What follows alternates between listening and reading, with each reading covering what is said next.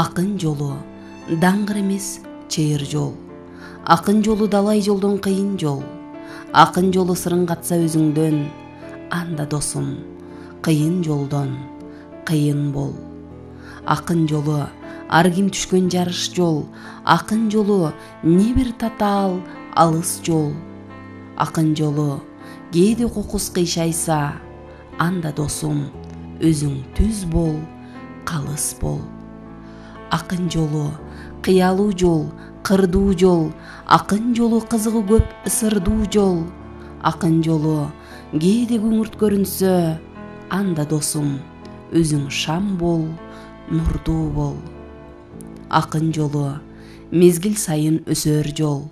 Акын жолу кылымдарга өтөр жол. Акын жолун чабал адам баса албайт. Акын болсоң, намыскөй бол, өжөр бол.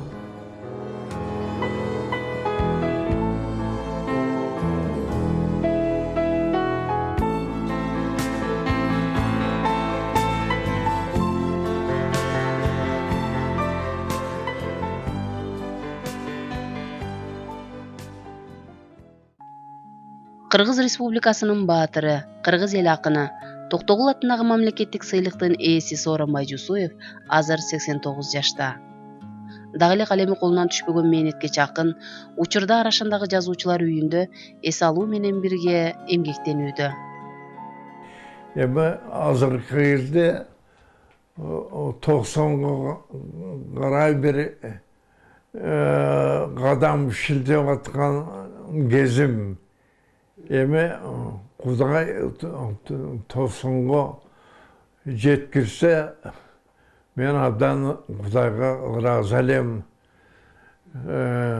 Ошол эми биз курактын эң жогорку жагына келдик. Аксакал болуп калдык. Ошол аксакалдык милдетти акырындап аткарып аткан кезим. Бир топ китептерди окуп чыктым. Мисалы үчүн Тургунбек Бөкөловдун Кошчебе деген чакан, бирок барып турган жакшы китебин окудум. Жаш акындардын антологиясын окуп чыктым. Кожогөлдү Култегиндин Тамырдан Канатка чейин деген китебин окудум. Галебек Нурландын Сурокхана деген сонун китебин окуп чыктым. Абдан авторго ыраазы болдум. Эми мана жакында Тоолак Молдонун манасы колума тийди. Ошол манасты окуп, Тоолак Молдонун манасын окуп, аягына чыкканы калдым. Ошол көп жылдардан бери Тоолак Молдонун манасы эмне себептен ушу чыкпай жатканына таң калам. Ошо Тоолак Молдонун өзүнө абдан ыраазы болуп жатам. Мына ушул жерде куттуу жерде чогулуп келип абабызды мына маңдайында отурабыз. Ары бери орекки Алабидин сайынын суусун жээгинде басабыз. Чогулуп барып табак ичебиз. Ошону менен эртең менен саат 8-де 8:30га чейин табактанып кайра ошол 5ке чейин жымжырттык. Бирок абабыз бул жагынан ушунчалык так 1 мүнөттө ашык кетирбейт. Кемде калбайт. Мына ошо баскан жерибиз да ошондой, иштеген ишибиз да ошондой. Мына ошол бул киши менен мына мен канча ирет келдим билбейм санын. Бирок ушул жерде далай жолу келип, далай сүйлөшүп, далай болгон бул эле жерде эмес. Бул аксакалдын абабыздын үйүндө канча болгонмун. Эми бул кишинин өзгөчөлүгү ушунчалык так, ушунчалык саламжалдуу. Мындан 50-60-70 жыл мурун сүрөттөрү, кол жазмалары ошо боюнча былк кетпейт, сол кетпейт. Ушунчалык жыйнактуу кишини көргөн эмесмин. Тактык дайым керек нерсе. Тактык жакшы сапат. Жашоодо көп жардам берет. Тактык болбосо болбойт. Бул тактык деген ар бир адамга керек сапат. Мен ошол адамдардын бардыгына Hazır берүүнү угуп аткан бардык адамдарга кеңеш кылып айтам элем ошо тагыраак болгула өз убадаңарды айткан сөзүңөрдү так аткарып элдин алдында так кызмат кылгыла деп. Ушундай такты өзүңүн турмушуң өмүрүңдү алып жүрүүңө жашооңо эң чоң жардам бере турган сапат.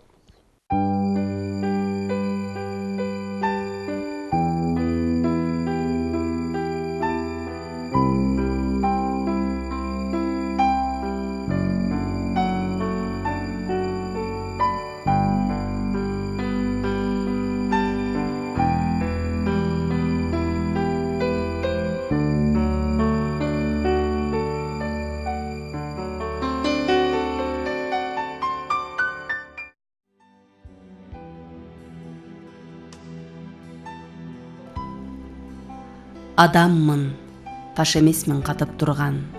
Пейилим бар, тарылып же ташып турган. Кээде мен бийик болуп башкалардан, өрөөңгө көз жиберем аскалардан. Кээде мен башкалардан төмөн болуп, суктанып, тоону карайм, өрөөм болуп.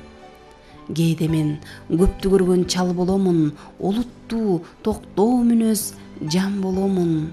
Кээде мен оюн караак бала болом, таңданып кумурсканы ала коем.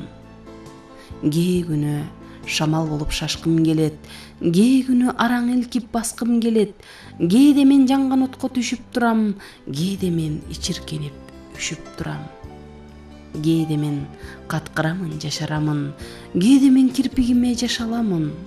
Кээде мен өзүмдү өзүм жактай калам, кээде мен өзүм жакпай калам. Адаммын, төбөм тоңгон сеңир эмес, жүрөгүм жыгач эмес, темир эмес. Адаммын, таш эмесмин катып турган.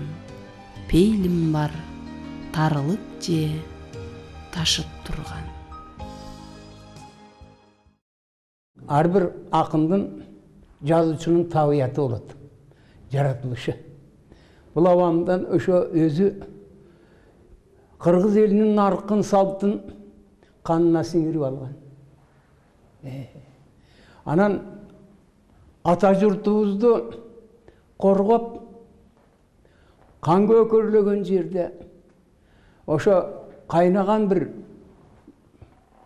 кан кайнаган жерде, ок мөндүрлөп турган жерде, ошордо байланышчы болуп, ата журтун коргоп келген жарадар болуп, кайрадан ошо атакага кирип, ата журтун коргоп келген баатыр. Ошо баатыр да болуп, жанакы кыргыз элинин аркын жашынан кичинекейинен сактап, абийирин сактап келгенден кийин анан кийин акындыкка киришкен. Биз Алайкуу деген өтө чет райондо Кытай менен чек аралашкан жерде жолу өтө татаал жерден, анан ошол жерден ал кезде унаа кайда. Анан жөө бойдон районун борбору Каракулжага келип, Каракулжадан Өзгөнгө чейин жөө келип, Өзгөндөн Кара Суу темир жол станциясына чейин дагы жөө келип, 2-3 күн күтүп жатып, анан кийин биз поездга түшкөнбүз. Ал кезде мен өмүрүмдө поездду биринчи жолу көрүп, поездга биринчи жолу түшкөнмүн. Анан ошодон жүрүп отуруп, Өзбекстандын территориясын, Тажикстандын, Казакстандын территориясын, Кыргызстандын территориясын басып өтүп отуруп, Алматыга келгенбиз. Менин биринчи көргөн шаарым Алматы болуп калган. Ошондо Ошту да көргөн эмесмин, Фрунзе да көргөн эмесмин. Анан Алматыда согушка даярданып, ошентип жүргөндө анан 2-3 айдан кийин бизди фронтка алып жөнөгөн. Алып көрсө биз толықтоо қатары 8-ші Памфилов атындағы гвардиялық дивизияға толықтоо қатары барғанбыз.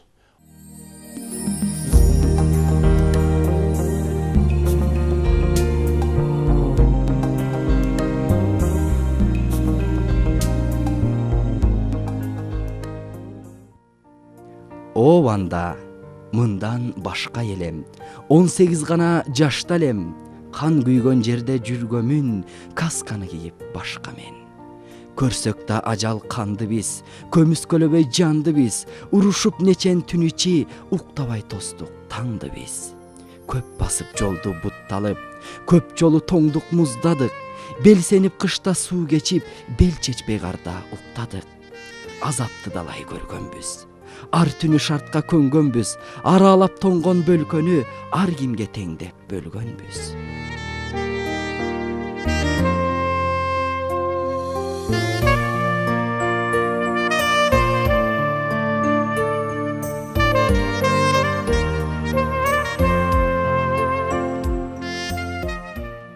Согуш мезгилинде Сооронбай Жусуев Панфилов дивизиясында байланышчы болуп кызмат өтөйт. 3 жолу оор жарадар болуп, көрсөткөн эрдиги үчүн медаль менен сыйланат. Ошол аламаттуу күндөрдө акындын чыгармачылык тушоосун кескен бир жагымдуу окуя болот. Соғышта жүріп, соғышта кішкене бір ес алған уақыттарда ыр жаза қойып жүрдім әлі. Ошол bir yazıp bana кейін ошол кездегі Советті Кыргызстан деген журнал азыр калат о. Анын редактору Жомарт Бөкөнбаев деген атактуу акын экен. Ошого салып жиберсем жооп барыптыр. Сиздин ырыңызды алдык, эмеге журналга чыгарабыз. Рахмат сізге, анам біздің қырғыз жоғырлеріне салам айтып қойыңыз. Жақшырап соғышсын, қырғыздың намысын кетебесін деген сияқты патриоттық сөздермен жазып тұр. Анан ошол ырым Советтік Кыргызстан журналдың 1943 жылы декабрь айындағы санына шығыптыр. Алдыға жүргін қырғыздар дегенler. Ошолығыр менен ақындық шығармашылығымдың машалышы болып қалды. Азыңдан шол немеде мына менен 11 томдық тандалма жинақтарым шықты. Ошонун эң башынан ошолугурду койдум. Ошентип былтыр өткөн жылы декабрь айында ошол ырымын чыкканына 70 жыл болду. Анан ошол 70 жылдан бери мен ыр жазып келатам. Чаалыкпас кыргыз жоокерлер, чабуулга чыккын жабылып, элибиз турат көз салып, эрдикти күтүп сөз салып, келсе дейт бизди жоо жеңип, кең алатоо сагынып. Жалгыз сүрөтүм бар, согушка түшкөн мынау. Ушул бир эле сүрөтүңүз барбы дейт көбүр. Бир эле бар. Мен сүрөткө түшкөнү барган эмес, мен согушканы барганмын дейт. Кишилер түшүнбөйт экен. Эми бизде жанагы ветерандардын саны улам барган сайын азайып баратат. Биздин көтүрөгөн көп памфиловчулар бар де. Ошолордон азыр аз эле калды.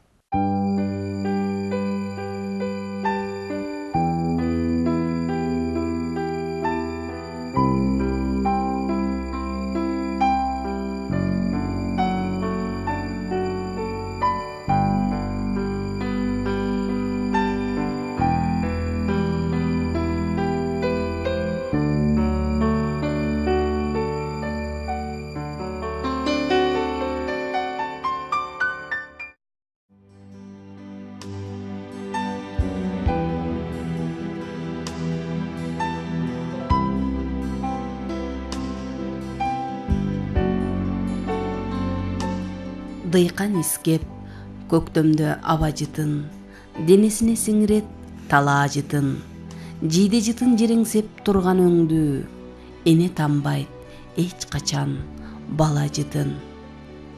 Канча медер адамга таңдын жыты, алма жыты, чөп жыты, балдын жыты, жаш шыбактын жалбыздын балдын жыты, жаңы бышып борсойгон нандын жыты. Көпөлөктөр мас болуп гүл жытына, сүйүшкөндөр магдырайт түн жытына, эңсеп келсең сапарда алыс жүрүп, эмне жетсин жып-жылуу үй жытына. Сызган кезде жылдыздан кабар алып, космонавтка бийиктик жагар анык, бирок кантип алчыдай жыттабаса, кабинага жер жытын сала барып.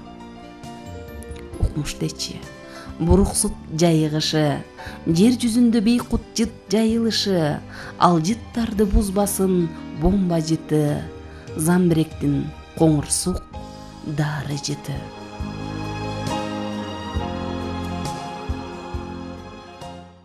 Бизге устат болгон.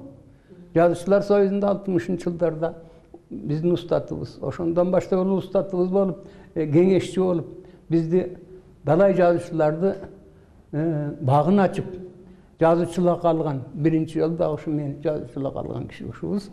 Анан кийин бул адамдын өмүрү менен биздин ата журтубуздун тарыхы байланышта. Мунушун айтыш керек. Анан элибиздин журтубуздун жүзү, тарыхы, элибиздин бир ой санасынын, акыл оюнун чордону ушул адамдардын көөдөнүндө. Бизге кийинки муундарга чыгармасы аркылуу ошол нерселердин бардыгы чачырайт деп ойлойбуз. Бул адамдардан көп жаштар таалим алды. Аны биз кийинки укум тукумга, абабыздан калган ушундай бир жакшынакай салттар деп, кийинки укум тукумга айта жүрөбүз. Мына мында канча жыл мурун жазганын билбейм, мына бул жерде бир 6-7 куплет турат. Мен ошонун бир 2 куплетин окуп коеюн. Сооронбай Жусуев көктөмдөгү арашан. Дагы келди мамансыңбың арашан, баары жаңы, баары жап-жаш карасам, быйыл чачым суйдан тартып агарып, былтыркыдан кашаң тартып баратам. Дайраң жаңы ыргактарды тапкан сыйт, мени менен саламдашып аккан сыйт. Жазда чыккан бариктери талдардын келиңиз деп айткан сыйт. Мына ушу сыяктуу ырларды бул жерге киши келип алып жазып атат. Эми кээде мындай аралашып калганда бир куплет, 3 куплет окуп берип коет. Мына ушундай адамдын жанында болуш, сүйлөшүш, мына эмне деген бакыт.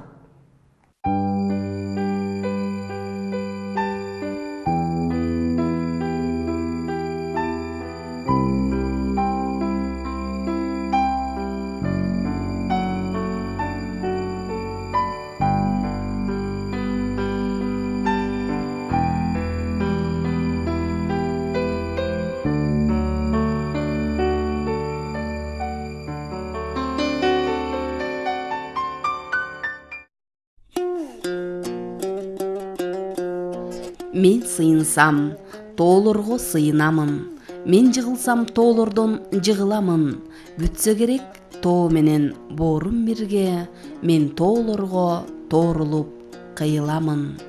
Шык табамын, мен тоонун ар чөбүнөн, ар бир борчук ташынан ыругамын. Чыгып барсам эгизге кыр башына, келе калат издеген ыр башыма. Тоолор күүнү черттирип сууларына, ой жуушатып коюптур жылгасына. Ишенбеймин мен тоосуз ырдашыма, ишенбеймин мен тоосуз жыргашыма. Тоого гана тирүүмдө багынамын, тоого гана тирүүмдө жагынамын. Жаным менен тоолорду ыйык көрүп, жаным менен тоолорду сагынамын. Мен жаңылсам, тоолорго тизе бүгүп, мен жалынсам, тоолорго жалынамын. Тоого чыксам чарчабай тыныгамын. Тоого чыксам үшүбөй жылынамын. Тоого гана айгине сырымды айтып, тоодон гана айгине сыр угамын. мен сыйынсам тоолорго сыйынамын, мен жыгылсам тоолордон жыгыламын.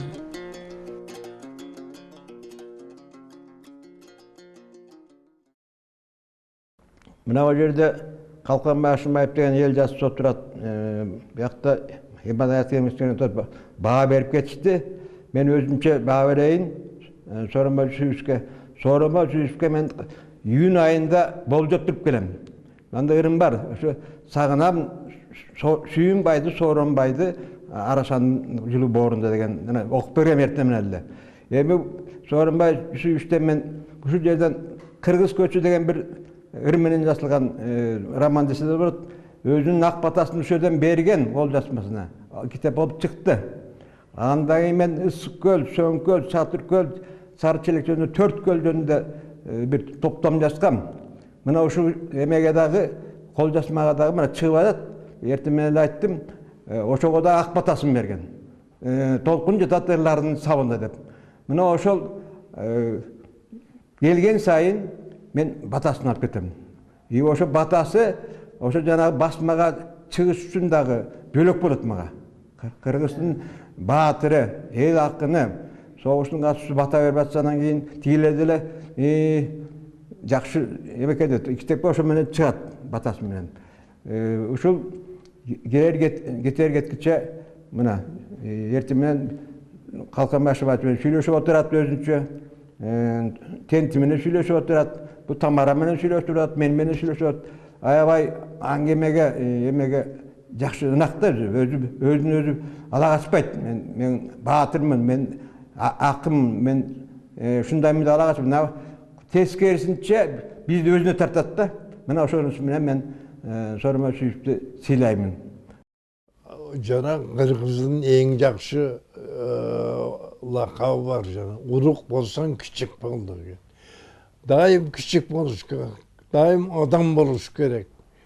Антпесең анан бириле бир жакшылыкка жолугуп, бир өсүп кеткенден кийин шердейип, кекейип карыш туура эмес. Сен адамсың. Адам менен адам дайым. Мен мына ел акыны болдум деп анан кийинки өсүп келаткан жаш акындарга көңүл бурбай, алар менен мамилелешпей, сүйлөшпөй коюу менде жок. Мен ошол жаш акындар арасында алар менен иштешип чейрек кылым 26 жыл жаштар менен иштештим. Ошолор азыр өсүп чыккан акындар, кадимгидей чоң акындар, ошого менин ошо кызматым үчүн ыраазы болуп өздөрүнүн пикирлерин айтып атканын угуп, мен дагы кубанып жүрөм. Ömürlü olsun, emdikili 90'a çıkat ekan, 90'ın altında yaş bolot, 100'e çeyin, andan da elinin içinde жүрсүн. El içinde olsun, yer üstünde olsun. Biz karılık mezgilge jettik. Menin kağlam ele usul alcış gerekmez. Oşonluktan özün karmaşın gerekti. Alcıvaz için, anan tak jürüş için, nemede özün başkara almay kalsan, aldıysın dağı erte kartayasın. Bunun için daha hareket kılış gerek de. Misal için ben hiçbir bekar jüri almayayım da. Uşul menin özümde Kuday bergen adat. Uşul misal için azı salamattın dürüst bolup durgan kezde janagınday gır yazı menen bizdin uşul ır ыр менен келатканда өмүр сүрүп, ошол ыр жазууну эч качан таштабаш керек. Ошол жашооңо көп жардам берет. Өзүңдү өзүң кармоого чоң жардам берет да ошо. Акын бул сөздөрдү жөн эле айтып тим болбой, иш жүзүндө чыгармачылыктын баба дыйканы катары эмгектенүүнүн эң мыкты үлгүсүн көрсөтүп, өткөн жылы чыгармалар жыйнагынын 11 томдугун, быйыл болсо 110 обондуу ырын нотасы менен жарыкка чыгарды. Аманчылык болуп, ден соолук берсе, дагы далай чыгармалары менен окурмандарын кубантаарында шек жок.